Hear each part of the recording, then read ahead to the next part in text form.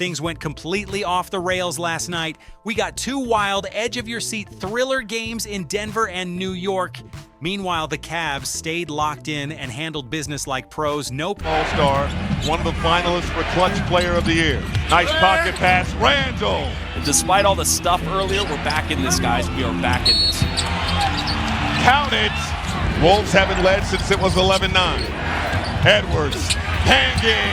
Edwards for 2. Jokic for just 4 points on 2 for 12 shooting during that stretch. That is rough. You almost never see a group like that struggle this badly all at once.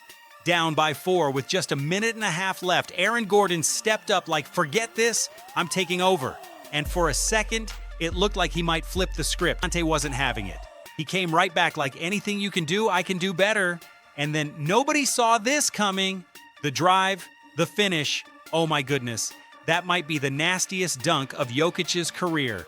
A full-on poster, right back at Rudy. The energy in that moment was unreal. Then things got messy. With the pressure building, Ant made a costly mistake and got called for a travel at the worst possible time. You could see the frustration immediately. Jokic wasted no time getting back into the play, staying locked in as everything built toward one huge game-defining moment. Instead of going for the floater. On the other end, Julius Randle steps up calm and collected, no hesitation at all. He knocks down both free throws clean and pushes the lead to 3. Cold-blooded execution. Now it all comes down to this final possession. Can Jokic and Murray pull off something special to save the game? The tension is unreal, but the Wolves complete the upset. A shocking win on the road. After a season full of chaos, they come in and steal one the hard way. DiVincenzo for 3. Cash! And they did it with defense, locking down Jokic and Murray when it mattered most. That's what makes this win stand out. Seeing that, I really thought there was no way something like that would happen to the Knicks, especially after they built a solid 12-point lead heading into the fourth. It looked under control, but then everything flipped. Jonathan Kuminga and Onyeka Okongwu stepped in and completely changed the game. Boom, boom, boom. Hawks in just 2 minutes sliced the lead in half. The momentum swung fast. Kuminga gave his squad a serious lift late in the game, dropping 7 of his 19 points in the fourth while staying super efficient. He was everywhere. JK didn't just score either. He made big plays on both ends, defense and offense, playing a huge role in Atlanta's comeback push. That block was like a volleyball spike from Kuminga. He sent that ball flying, and just like that, it got even better for the Hawks on the other end.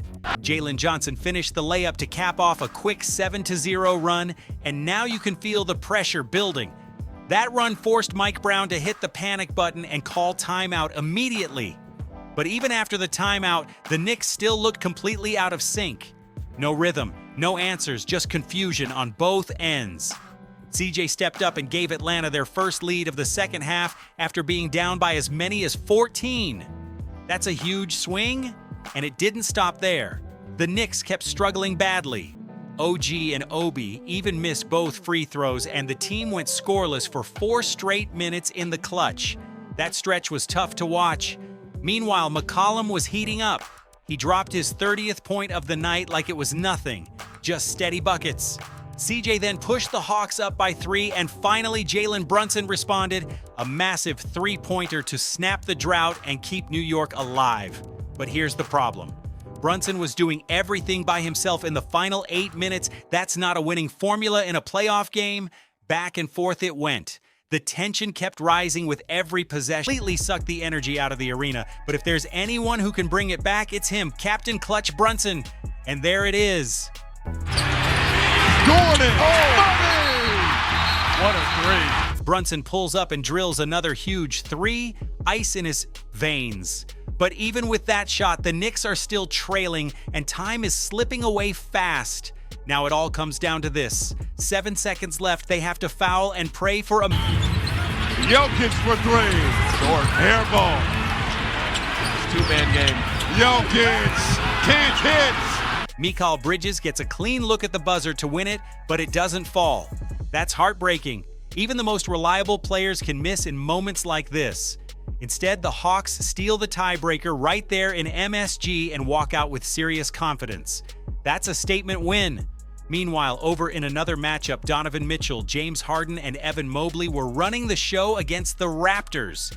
Spider dropped 30, Harden added 28, and Mobley chipped in 25. That trio was just too much to handle. It's Jokic and Edwards. Drop a comment with your thoughts. Catch you in the next one.